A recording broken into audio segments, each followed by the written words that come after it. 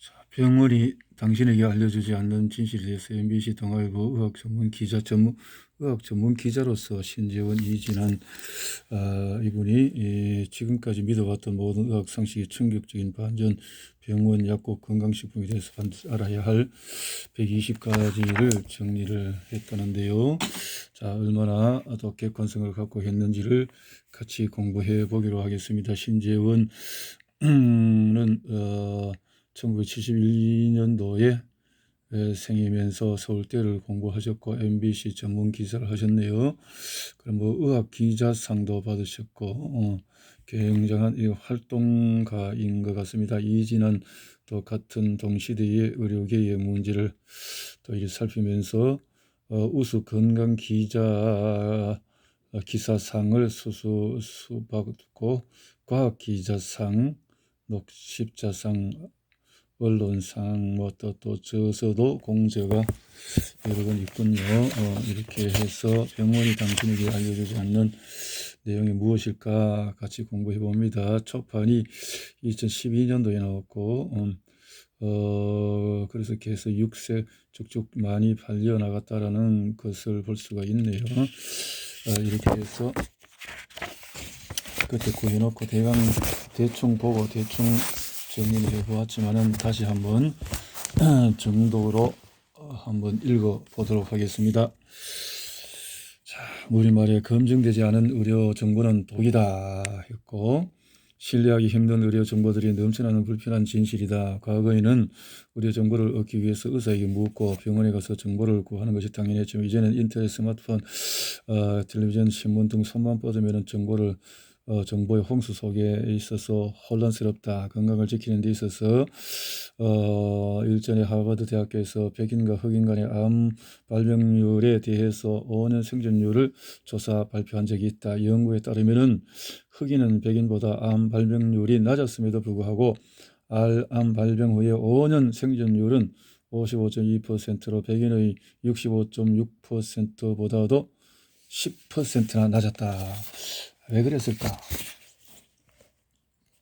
하버드 대학교 연구진에 이러한 결과가 나온 것을 큰 원인으로 의료 정보의 격차를 꼽았다. 백인들은 흑인보다 정확한 의료 정보를 많이 획득하고 있었기 때문에 유리했다는 의미고, 이처럼 정확한 의료 정보는 단순히 알면 좋고 몰라도 그만인 차원이 아니다. 극단적으로 말하면 사람이 죽고 사는데 엄청난 영향을 미칠 수도 있다. 그랬네요.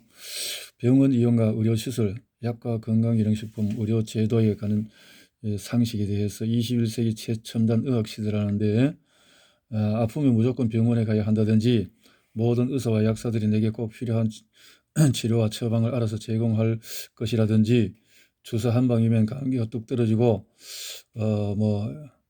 양악 수술을 하면 부작용이 없이 예뻐지며 이것은 이제 성형을 말하네요. 몸에 좋다는 건강식품은 무한정보보다 무방하다는 식의 근거 없는 믿음이 우리의 건강을 위협하고 있다. 설마 정말 그렇게 해서 남들도 다 하는데 괜찮겠지 이렇게 무신경이 건강에 직격탄을 날릴지도 모른다. 그래서 병원이 알려주지 않는 건강의 진실에서는 지금 당장 어느 병원을 선택할 것인가에 대한 문제부터 제기한다. 대체 좋은 병원의 기준은 뭔가? 대학병원처럼 규모가 크거나 진료 과목이 많은 병원 시설이 깨끗하고 큰 병원 혹은 주사를 잘 놔주는 병원이 좋은 병원일까? 병원에서 병을 얻는 병원 감정의 진실은 아비규환 같은 응급실에 가기 전에 반드시 알아야 할 사항에 대해서도 살펴본다. 이렇게 의사가 알려주지 않는 의료 시술의 진실은 어떤 것인가? 이렇게 또 건강식품이라면 그것은 정말 영양제 다양한 것들이 많이 있는데 이런 것들은 섭취해도 괜찮을 건가? 또 감기약은 편의점에서도 구할 수 있을 만큼 접근이 쉬운데 이것에 대한 정보는 어떤 것인가? 항생제라든지 진실. 버락 오바마가 찬탄한 대한민국의 의료 환경 과연 천국일까? 이런 맹점에 대해서 살펴보자라는 거죠. 내 건강의 주체는 바로 나. 올바른 의료 서비스 소비자로 거듭나야 한다. 옳은 말씀드리네요. 자, 대학에서 의학을 공부하고 의사가 된 후에 올바른 의학 정보를 더 많은 사람들에게 전달하기 위한 일을 하면서 이렇게 홍수처럼 있는 이 정보들에 대한 바른 것을 찾아보자라고 신재원 이진원 서울대 이 생으로 이렇게 같이 협력해서 책을 쓰셨군요. 병원이 알려주지 않는 진실에 대해서 병원 선택, 건강검진, 병원 감염, 주사의 진실, 응급실의 진실, 또 임플란트, 덜처리 영어, 뿌띠, 탈모의 진실 등등, 목 디스크, 코골이, 줄기세포, 성인, ADH, 식품회사가 알려주지 않는 비타민, 헬리코박터의 진실, 다이어트 진실, 제약회사가 알려주지 않는 이런 약에 대한 진실, 소화제 등등, 대한민국의 의료 환경과 제도에 대해서는 방역, 기형아 검사, 의료의 사고의 진실, 다양한 것을 집중적으로 잘 점검을 한 것 같은 내용들이 앞에 서론에서 이 목차에서 볼 수가 있을 것 같습니다. 흥미가 갈 수 있는 것 같은데 차근차근 살펴보도록 하겠습니다. 병원이 알려주지 않는 건강의 진실, 병원 선택의 진실, 검진, 감염, 주사, 응급실. 이것에 대한 진실에 대해서 차근차근. 첫 번째, 병원 선택의 진실은 선택은 어떻게? 병원 간판부터 꼼꼼히 살펴라. 의사의 전공과 진료 과목은 다르다. 000 정형외과 의원, 진료 과목 내과, 소아과, 산부인과 병원을 지나면서 무심코 보는 병원 간판, 그 속에 얼마나 많은 정보가 담겨 있는가. 동네 의원 간판을 유심히 살펴보자. 우선 신경과, 정신과 등등등등 이렇게 많게는 적게는 4개, 8개인 것을 볼 수 있다. 일반인들은 대개 원장이 전문의 자격을 4개에서 8개 가지고 있다고 생각할 수 있다. 하지만 전문의 자격증 1개를 따는 데만도 4년이나 걸린다. 따라서 대부분 전문의 자격증을 1개 가지고 있으며 4에서 8개의 자격증을 가지고 있는 경우는 거의 없다. 물론 가끔 정형외과 전문의가 재활의학과 전문의 자격증을 따거나 심장내과 전문의가 응급의학과 전문의를 따는 경우가 있기는 하지만 아주 드물다. 그러니 병원을 찾아가거나 선택하기 전에 병원 간판 읽는 법부터 알아야 한다. 의원 바로 앞에 쓰인 진료과가 그 병원 의사의 전공 분야이다. 의원 앞에 쓰여진 것이 정형외과 의원이라는 간판이 있으면 이 병원 의사는 정형외과 전문의이다. 그 외 간판에 여러 진료 과목이 쓰인 경우는 전공이 아니어도 진료는 가능하다는 의미이다. 가령 내과 의원 뒤에 진료 과목으로 소아, 청소년과, 이비인후과, 신경과 등으로 표시된 경우를 많이 볼 수 있다. 이것은 내과 전문의가 소아과, 이비인후과, 신경과도 진료한다는 의미다. 다시 말해서 병원 의사가 전문의 자격증을 여러 개 가지고 있는 것이 아니라 다양한 분야의 진료를 하고 있다는 이야기이다. 가정의학과 전문의를 따더라도 정형외과 진료를 볼 수도 있고 간판에도 진료 과목에 정형외과를 포함시킬 수도 있다. 환자를 우롱하는 피부과 편법 간판은 이런 피부과에 대해서 특히 피부과 성형외과의 경우 이런 것이 심하다. 피부과에 이렇게 해서 불법적인 것이 심하다. 경력이 화려한 의사는 과연 명의일까? 전문의 자격증부터 확인하라. 간판의 진실을 어느 정도 파악했다면 이제 화려한 경력에 대해서 알아보자. 이제 의학 박사, 무슨 의대 교수, 역임 등 화려한 경력을 볼 수 있을 것이다. 결론부터 말하면 의사의 명패에 있는 의학 박사나 외래 교수는 그 의사의 실력을 말해주는 것이 결코 아니라는 점이다. 대개 환자들이 본인을 치료하는 의사가 어느 대학 출신인지 어느 병원에서 수련했는지 궁금해하는 경향이 있기 때문에 의사들은 그들의 눈높이에 맞추기 위해서 최대한 유명 대학과 관련이 있다는 점을 강조해서 집어넣는 경우가 많다. 가장 흔한 경우가 무슨 대학 외래 교수라고 적는 것이다. 이는 대개 대학에서 나가서 실습 나온 의대생들에게 1년에 강의 한 번 해주고는 외래 교수 임명장을 받는 식이다. 어떤 병원은 출신과에 기부를 많이 하면 외래 교수를 주는 경우도 있다. 이는 일종의 경력 부풀리기이다.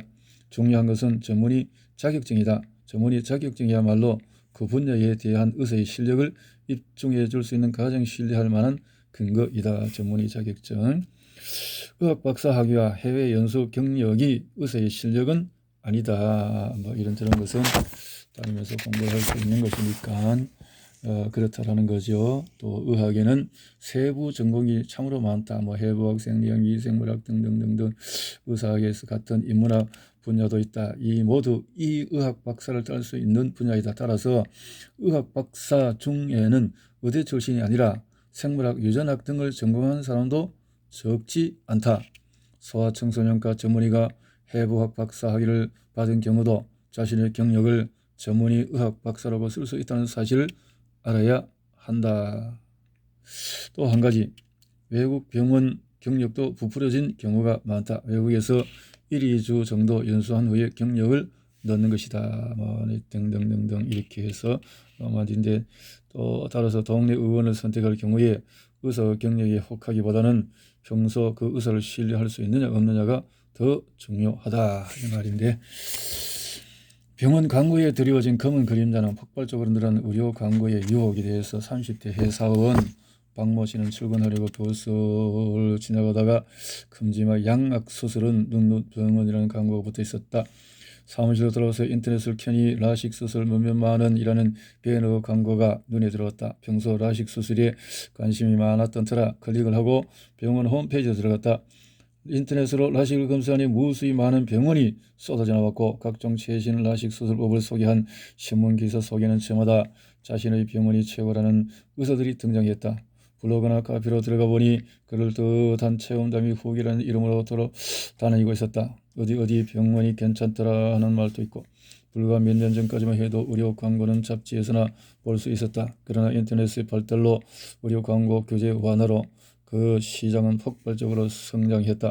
현재 의료 광고 시장의 규모는 1,000억 원을 넘는다. 가장 많이 볼 수 있는 것은 인터넷 배너 광고와 그 검색 광고이고, 각종 블로그나 카페, 지식 검색을 통해 입소문을 퍼뜨리는 바이럴 마케팅, 돈을 내고 신문지면에 나가는 기사형 광고와 역시 돈을 내고 방송 출연하는 출연 협찬 광고, 버스나 지하철역의 5개 광고 등 종류도 많아졌다. 이렇게 되었다는 거죠. 너도 나도 달려들어 돈을 쓰다 보니 일부 병원의 경우에는 한 달에 광고비만 수억 원을 쓰는 경우도 있다. 이렇게 광고를 한다는 거죠. 예를 들어 클릭당 광고 단가가 3만 원인 경우에 한 달에 1,000명만 클릭해도 3천만 원이 드는 셈이다. 클릭 광고하는데 병원 광고비가 상승하자 시장의 양극화도 현상도 나타나기 시작했다. 클릭하는데 이렇게 돈이 많이 들어가나요? 키워드 광고 중에 인기가 있는 성형이나 비만 같은 경우에 수년 전에 비해 클릭당 광고 단가가 몇 배로 상승했는데, 이렇게 되는군요. 클릭 해주면, 그래서 이런 광고에서 클릭만 딱 해줬다면 그만큼 받아낼 수가 있다라는 거네요. 광고 많이 하는 병원이 좋은 병원일까? 사실 이는 소비자 입장에서 볼 때 바람직한 현상은 아니다. 예를 들어 내가 성형수술을 하기 위해서 병원을 선택해야 하는데 광고를 많이 하는 병원을 선택한다고 결과가 더 잘 나온 것은 아니기 때문이다. 물론 광고를 많이 하는 병원은 대개 대형 병원이고 한두 명의 유명한 의사가 있게 마련이다. 그러나 그 병원에 간다고 해서 꼭 그 의사에게 수술을 받을 수 있는 것은 아니다. 의사 혼자서 한 달에 그 많은 환자를 무슨 수로 수술하겠는가? 그렇겠죠. 한 명의 유명한 의사를 세워놓고 수많은 보조차들이 하게 된다는 거죠. 수술 전에 마취할 때 얼굴을 비추고 나가 있다가 수술이 끝난 뒤에 마취가 깬 다음에 들어와서 수술 잘 됐습니다라고 말한다면 환자가 어찌 알겠는가. 최근에 임플란트 전문 병원을 표방한 치과가 줄줄이 공정거래위원회의 제재를 받은 일이 있다. 치과에는 임플란트 전문 과목이 따로 없기 때문에 임플란트 전문이라는 것은 세상에 존재하지 않는데 소비자들을 우롱한 것이다. 또 전문 병원을 표방하려면 보건복지부의 승인을 얻어야 하고 병원 마음대로 하면 안 되는데 마치 허가를 받은 것처럼 허위 사실을 광고했으니 처벌을 받는 것이다. 이 밖에도 광고에 부작용이 없는 것처럼 말한다거나 알고 보면 기존의 방법과 크게 다르지 않은데 마치 획기적인 시술이나 수술법인 양 광고하는 경우도 있다. 이외에도 값싼 수술법을 미끼 상품으로 내세워 일단 병원으로 끌어들인 후 부작용이 적고 효과가 탁월하다며 비싼 수술법을 권유하는 경우 등 병원 광고 시장에서 소비자들을 우롱하는 사례는 너무나 많아 일일이 열거할 수 없을 정도이다. 장사적인 방법들은 어디든지 다 의료계에도 있다 이 말이죠. 광고에 썩지 않고 병원을 고르는 법은 어떻게 하면 좋을까?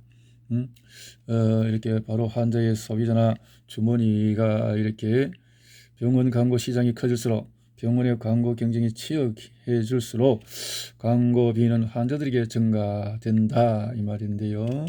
광고비가 그래서 최근 들어서 기사를 가장한 광고성 기사들이 많아졌다. 병원에서 돈을 받고 그 병원에 대한 기사를 써주는 것인데 신문이나 방송의 교양 프로그램에서 이런 행태를 많이 볼 수 있다. 그래서 이렇게 이게 언론을 통해서 많이 광고된다고 해도 그 뒤에는 많은 돈들이 오고 있다라는 것을 생각해 보면 된다라는 거죠. 당신이 모르는 건강 기사의 비밀은 건강 기사에 실린 정보는 모두 사실일까? 사실일까? 그런 것도 이런 것들도 돈을 넣고 하는 것이거든요. 그래서 특히 어떤 내용이 과장된 것이냐, 왜 그럴까? 특히 암치료법과 관련한 기사 중에 그런 경우가 많다. 무슨 암의 획기적인 치료법이 나왔다. 아마 모든 의학 담당자가 쓰고 싶어하는 기사일 것이다. 암은 아직도 인류가 정복하지 못한 난제이고 암을 극복할 수 있는 방법이 등장했다는 것은 언제나 큰 뉴스거리일 수밖에 없다. 그러나 이런 제목의 기사는 대부분 과장된 정보라고 보면 된다. 특히 그 내용 중에서 동물 실험에서 효과를 보았다는 말이 포함되어 있으면 더욱더 그러하다. 그러니까 인간에게 어떤 임상을 통한 것이 아니라 동물 실험 뭐 이런 등등에서 획기적이다. 이런 것은 다 과장되었다. 암 관련 치료법이 정식으로 채택되려면 동물 실험 후 사람을 대상으로 임상시험을 거쳐야 하는데 임상시험도 1상, 2상, 3상 시험 등 여러 단계가 있다. 동물 실험에서 성공한 치료법이 임상 3상 시험을 통과하려면 대략 몇 년의 시간이 걸린다. 이 과정에서 효과가 없거나 기존 치료에 비해서 개선점이 미미하다면 퇴출이 된다. 100개의 동물 실험 성공 결과가 있다고 하면 그 중에서 임상 3상 시험까지 가는 경우는 한두 개에 불과하다. 예? 한두 개에 불과하다. 동물 실험 100개 중에서 임상으로 가는 거 3상으로 가는 것은 한두 개에 불과하다. 코호트 연구, 메타 분석 등 신뢰 높은 연구 결과만 참고해야 된다. 대부분의 기자들은 이런 사실을 알고 있다. 그런데 왜 이런 부류의 기사가 계속 나오는 것일까? 바로 언론사 내부의 기사 경쟁 때문이다. 신문사나 방송사에 소속된 기자들은 자신이 작성한 기사가 메인 뉴스로 나가기를 원한다. 그러나 불행히도 건강의학 기사는 정치, 경제, 사회 기사에 비해 비중이 크지 않다. 따라서 암치료법의 동물 실험 결과에 관한 기사가 주목을 받으려면 국회의원의 비리 사건, 환율 급상승, 연쇄살인범 검거 등과 같은 기사와 경쟁해서 이겨야 한다. 기자는 비록 신뢰성이 떨어지는 동물 실험 결과지만은 해당 암을 앓고 있는 환자나 가족에게 관심을 끌고 주목받고 싶은 마음에 이른바 기사 키우기를 하게 된다. 기사를 발제할 때 새로 발견한 암치료법 정도의 제목이면 충분한데 획기적인 암치료법 발견이라는 식의 제목을 붙여 일단 담당 분야 부장, 국장 등 상사에게 자신의 기사를 강력하게 호소하고 뉴스로 만드는 것이다. 또 병원 보도 자료에서 과장해 포장하는 경우도 많다. 새로 나온 연구 결과를 소개하는 기사도 이런 점을 주의해야 한다. 아리의 심장발작 환자에게 하루 술 2리 자는 도움이라는 기사는 코호트 연구법을 사용하고 있어서 비교적 신뢰할 만하다. 코호트 연구는 일정 집단을 장기간 추적 관찰하기 때문에 연구 결과에 매우 신뢰성이 높다. 이런 코호트 연구나 무작위 대조건 연구, 한쪽에는 진짜 한쪽에는 가짜 약을 주고 비교하는 것, 여러 가지 연구를 종합하여 결론을 내리는 메타 분석 등의 방법을 사용한 연구는 비교적 신뢰할 만하다. 심장발작에서 살아남은 사람에게 하루 술 1리 자는 사망 위험을 줄이는 데 도움이 된다는 연구 결과가 나왔다. 미국 하버드 의과 대학 브리검 여성병원의 제니퍼 파이 박사는 첫 심장발작 치료 후에 하루 1리 잔의 가벼운 술은 전혀 마시지 않는 것보다 심장질환 원인으로 사망할 위험을 낮춘다고 밝힌 것으로, 파이 박사는 1986년부터 2006년까지 심장발작이 발생한 환자 1에서 1,818명을 최장 20년에 걸쳐 추적한 결과로 하루 알코올 섭취량이 10에서 29g인 그룹이 술을 전혀 마시지 않은 그룹에 비해서 심장질환으로 사망할 위험 평균이 42% 낮은 것으로 나타났다고 밝혔다. 출처 연합뉴스에서 나왔군요. 연합뉴스가 어떻습니까? 국가적인 또 도움을 받는 뉴스 언론인 걸로 알고 있는데요. 하지만 그렇지 않은 경우는 글쎄요이다. 특히 특정 약의 효능이 좋다는 식의 기사는 그 약을 만든 제약회사가 돈을 대서 좋은 결과가 나오게 결과를 유도한 경우도 있기 때문에 조심해야 한다. 주의해야 할 기사 통계 오류는 건강기사에 나오는 통계도 조심해야 한다. 다음의 방송 기사를 살펴보자. 필자가 작성했던 기사 중에 일부를 발췌한 것이다. 자, 이처럼 추워진 날씨 탓에 허리나 어깨, 무릎 통증이 악화되는 환자들이 부쩍 늘었습니다. 한 정형외과 병원을 찾는 환자를 분석해봤더니 날씨가 추워지기 전인 지난 2일에는 어깨나 허리 통증을 호소하는 환자가 전체 환자의 53%를 차지한 반면에 하루 종일 영하권이었던 어제는 전체의 64%나 차지해서 10%나 늘었습니다. MBC TV에서 2007년 1 이렇게 나왔는데, 강추위의 근육통 환자 급증이라는 뉴스였는데 한 정형외과의 통계를 인용해 날씨가 추워지자 근육통을 호소하는 환자들이 늘었다고 보도했다. 그런데 여기에 사용된 통계는 한 개인 병원의 환자 수를 집계한 것에 불과한데 이를 마치 대한민국 전체의 상황인 양 해석하는 것은 신뢰성에 문제가 있다. 더군다나 어깨와 무릎 통증을 호소하는 사람이 10% 늘었다고 해서 그 사람들이 모두 환자인가 하면 그렇지가 않다. 날씨 변화가 심해지는 담당 부장이나 국장은 날씨와 관련된 건강 아이템을 의학 담당 기자에게 요구하는 경우가 많다. 물론 대부분 생활에 도움이 되는 내용이지만 그 가운데 미의 경우처럼 억지 춘향격으로 껴 맞춘 기사도 있다. 여성에게 급증, 젊은 층에서 급증, 이런 식의 기사도 이를 뒷받침하는 통계는 그리 믿음직스럽지 못하다는 사실이다. 필자는 의학 전문 기자라는 타이틀을 걸고 활동하면서 이런 기사를 써야 할 때마다 정말 힘들었다. 건강기사에 등장하는 통계 중에서 신뢰할 만한 것은 국민건강보험이나 건강보험심사평가원, 보건복지에서 나오는 공식적인 통계이다. 나머지 개별 병원의 통계들은 신뢰할 수 없는 것이 많으니 주의하자. 통계를 봐도 보건복지라든가 뭐 이런 사실상 국가적으로 하는 것들도 실책상 또 어떤 통수권자의 또 입김이라든가 이런 것을 통해서 많이 변화되는 것을 오늘 현실 속에서도 보게 되니까 이런 것까지는 기자가 다 지적하지를 못하겠죠. 참고를 하면서 건강검진의 진실에 대해서, 건강검진이 비쌀수록 좋을까? 비쌀수록 사람들에게 이렇게 그 조기 검사를 많이 강조를 하는데 이렇게 수백만 원짜리 고가 검진 열풍이 불고 있다. 병원들은 저마다 최고급 프리미엄이라는 용어를 사용하면서 고객 유치에 열을 올리고 있다. 그러다 보니 자연스럽게 비싼 검진이 좋은 것처럼 느껴진다. 건강검진에 수백만 원을 쓸 여력이 없는 사람은 상대적으로 허탈감을 느낄 수밖에 없다. 물론 유명 대학 병원에서도 수십만 원 정도의 기본 건강검진을 받을 수 있다. 그러나 소비자 입장에서 왠지 가장 싼 검진을 받으면 안 될 것 같은 불안감이 든다.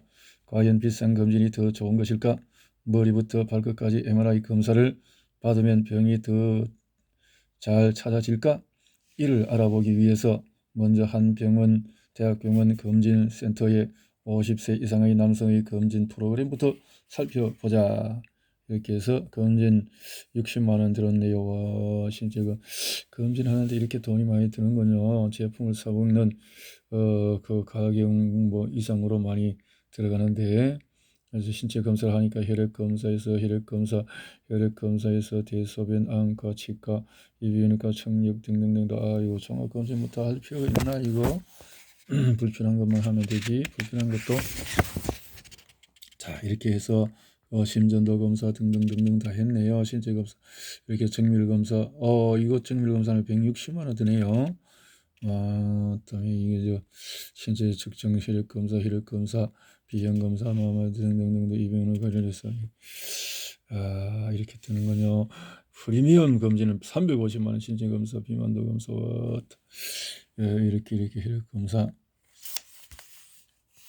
이렇게 검사를 한다는 거죠. 자, 이렇게 당신이라면 얼마짜리 검진을 선택하겠는가? 경제적으로 여유가 있다면 가장 비싼 프리미엄 검진을 선택할 것이, 그렇지 않으면 기본 검진을 갈등할 것이다.